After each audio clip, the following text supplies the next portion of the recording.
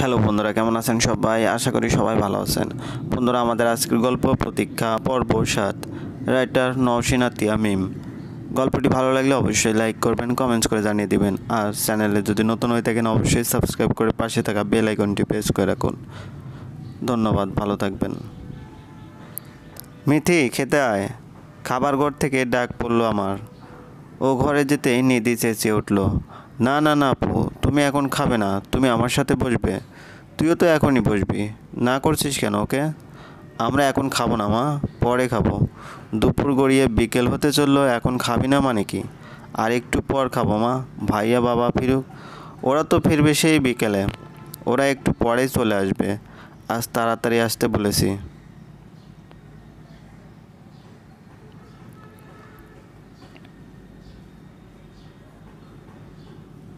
Calling bell বেজে ওঠে কিছুক্ষণ পরই।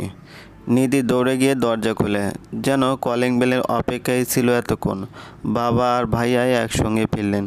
নিধিকে দেখে মনে হলো কিছুটা যেন হতাশ হয়েছে। ও কি অন্য কারো অপেক্ষায় ছিল? তোর বাবাও চলে এসেছে, এবার খেতে বসে পড়। বিকেল হতে চলল। খাওয়া শেষ করে যে যার রুমে চলে গেল। নিধিকেই কেবল দেখলাম বারান্দা আর বসার ঘরে পায়চারি করছে। নিধি, আমার রুমে আয় তো। আমি অনেকক্ষণ ওকে পর্যবেক্ষণ করছিলাম। ওকে অস্থির দেখাচ্ছে ভীষণ, তাই ডেকে নিয়ে এলাম রুমে।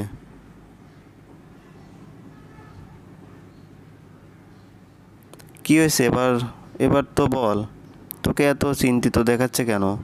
পাইসারি বা করছিস কেন তখন থেকে? কিছু হয়নি আপু, খাওয়া বেশি হয়ে গেছে তাই হাঁটাহাঁটি করছিলাম। মিথ্যে বলা আমি পছন্দ করি না নিধি। কী হয়েছে সত্যি করে বল। কিছু হয়নি আপু, ভালো লাগছিল না তাই হাঁটছিলাম। আজকে ছাদে যাবে না তুমি? রোদ পড়লে যাব। তোর ভালো না লাগলে শুয়ে পড়। আচ্ছা। নিধি মুখ মলিন করে চলে গেল। মেয়েটার যে কখন কি হয় বোঝাই দায়। আমার নিজেরও অস্থির লাগছে, কেন জানি না। নিজেকে শান্ত করার জন্যই রোদ অপেক্ষা করে ছাদে উঠে গেলাম। ফুলগুলো ফুটে আছে, মনটাই ভালো হয়ে গেল। গুনে গুনে 3 রঙের 8টা ফুল ফুটেছে। ফুলগুলোর পাশে বসে মনটা ভালো হয়ে গেল। ফুলগুলোর পাশে বসেই অনেকক্ষণ কেটে গেল। রোদও পড়তে শুরু করেছে ততক্ষণে। গোলাপ ফুল বুঝি খুব ভালো লাগে তোমার? কথাটা শুনে ঘুরে তাকালাম। এবার অবাক হওয়ার পালা আমার। নাহিয়ান ভাইয়া দাঁড়িয়ে আছেন, তার মুখে সেই ভুবন ভোলানো হাসি।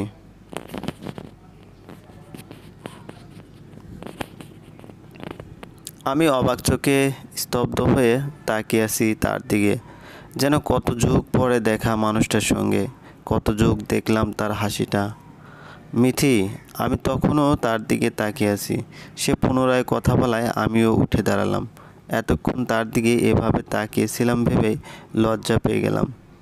কি বোকামোটাই না করে বসলাম। কে জানে উনি কি ভেবেছেন। তুমি আমার সাথে কথা বলবে না এমন কোনো পণ করেছো নাকি? কিছুই বলছো না, নাকি আমাকে এখানে প্রত্যাশা করোনি?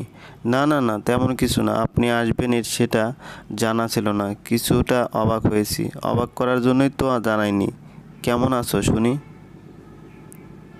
ভালো আছি, আপনি কেমন আছেন নাহিয়ান ভাইয়া? আমিও ভালো আছি। কত বছর পর এখানে এলাম বলো তো? 4-5 বছর হবে নিশ্চয়ই। জি। তোমাদের বাড়িটা খুব বেশি বদলায়নি। কিছু আসবাবপত্র এদিক সেদিক আর অন্যভাবে সাজানো ছাড়া তেমন কোনো পরিবর্তন নেই। তবে তোমার হাতের ছোঁয়ায় ছাদটা অনেক বদলে গেছে। কত রাত আমি আর তোমার ভাইয়া ছাদে বসে কাটিয়েছি তার হিসেব নেই। এত বছর পর সেই চিরচেনা ছাদটা কেমন অপরিচিত লাগছে। ছাদটা যেমন অপরিচিত হয়ে গেছে, তেমনি অপরিচিত হয়ে গেছে তুমি। আমি যে মিথিকে রেখে গেছি, তুমি তো আর সেই নেই। বদলে গেছো অনেকটা। সময়ও তো অনেক চলে গেছে ভাইয়া। সময় তো সব বদলে দেয়, তা ঠিক, তবে কিছু জিনিস বদলায়নি।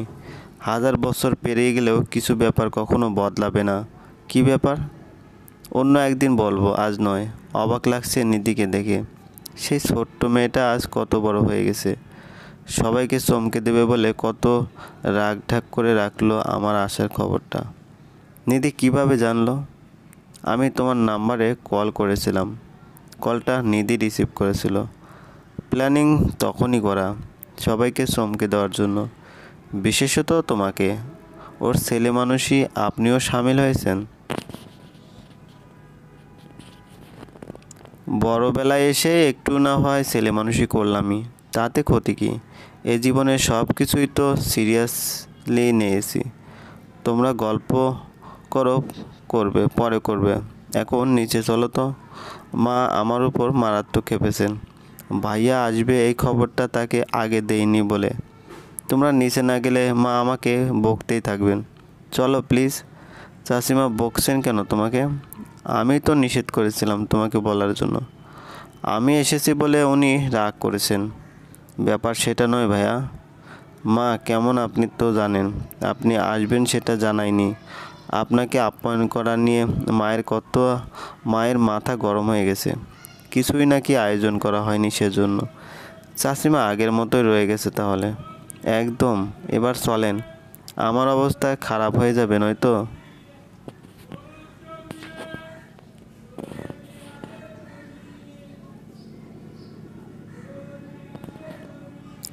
নিচে এসে দেখি মা থমথমে মুখ নিয়ে বসে আছেন ডাইনিংয়ে। বাবা আর ভাইয়া বসার ড্রয়িং রুমে। নাহিয়ান ভাইয়া বাবা আর ভাইয়ের সাথে টুকটাক আলাপ করতে বসে গেছে। নিধি অপরাধীর মতো মুখ নিয়ে আমার পিছু পিছু ডাইনিংয়ে এলো। এ মেয়ের বুদ্ধিশুদ্ধি কবে হবে বলো তো মিথি? ছেলেটা আসবে আমাকে আগে বলবে না? এখন কি করি আমি? মা এত ব্যস্ত আর কিছু নেই, তুমি শান্ত হও। আয়োজন তো নিধি ভালোই করিয়েছে, তবে এত চিন্তা করছো কেন তুমি? যা করা হয়েছে তা দিয়ে আপ্যায়ন করো, ওকে বকাঝকা করে কি হবে?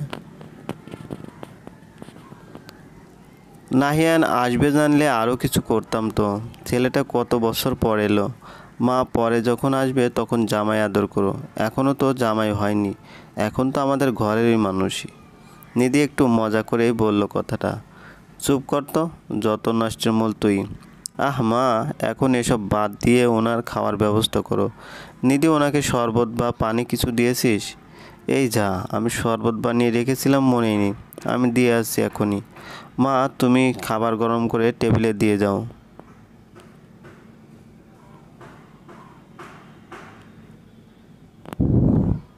কি বলি বলো তো বাবা, মেয়েটা এত বাদর হয়েছে, তুমি আসবে কাউকে বুঝতেই দেয়নি, কিছুই করতে পারেনি। কিছু মনে করো না বাবা।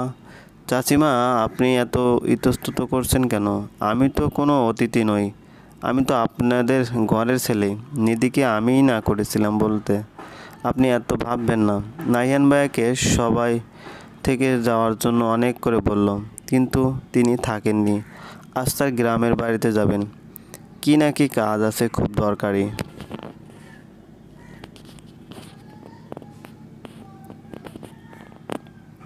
উনি চলে যাওয়ার সময় মনটা কেমন ভারী হয়ে গেল।